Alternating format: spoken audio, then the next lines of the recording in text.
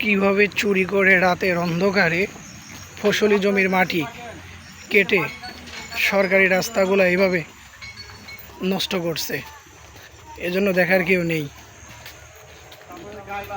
এক পাশে ধান এবং অন্য পাশে অন্যান্য ফসলাদি রয়েছে, ঠিক তার মাঝখানে কিভাবে রাতের অন্ধকারে চুরি করে মাটি ভেকু দিয়ে মাটি কাটছে একটি গ্রুপ, এগুলা যেন দেখার মতো কেউ নেই। এলাকাবাসীর দাবি যে তারা জোর করে এইভাবে ফসলি জমির মাটি কাটে এবং কেউ কিছু বলতে গেলে তাদেরকে ভয়ভীতি হুমকি দেয়। তাদের কারণে ফসলি জমিগুলা আস্তে আস্তে বিলীন হয়ে যাচ্ছে এবং ক্ষতির সম্মুখীন হচ্ছে এখানকার যে সকল স্থানীয় বাসিন্দা আছে, আদি বসতি যাদের এই এলাকায়, তারা ক্ষতির সম্মুখীন হচ্ছে।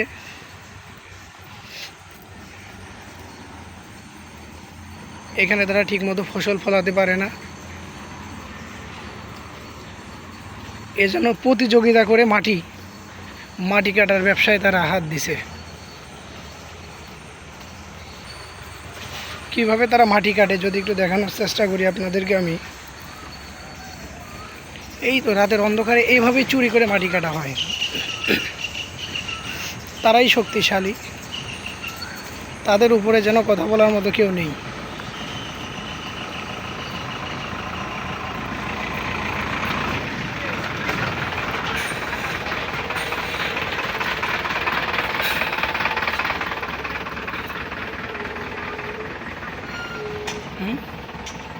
ফোন দিছো?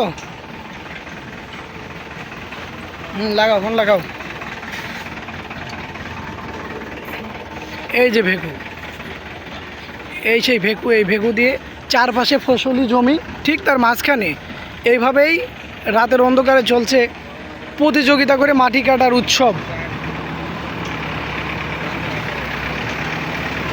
ঠিক কতটা গভীর করে এখান থেকে মাটি কাটা হচ্ছে তা নিজের চোখে না দেখলে হয়তো বিশ্বাস করা কষ্ট হয়ে যাবে।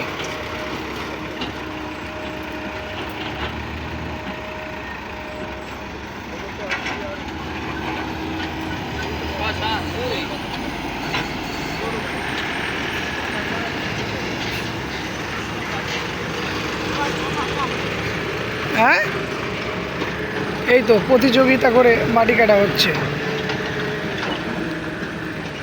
তামসা আসছে, ভুল করে শ্মশানে চলে গেছে। এই চলছে মাটি কাটার মহা উৎসব। এই উৎসবে যে যেভাবে পারছে সেইভাবে মাটি কাটছে। হ্যাঁ, সেই হবে একটা ফেসবুক লাইভ মেরে দিই। আমার পেজ থেকে সব যাবে, খালি মাইরা দিই। ওরা দিয়ে আড়াই দেখবো কি বাস মাইরা দেখ দিলে তো সতর্ক হয়ে গেল। আমি তো লাইভ দেই।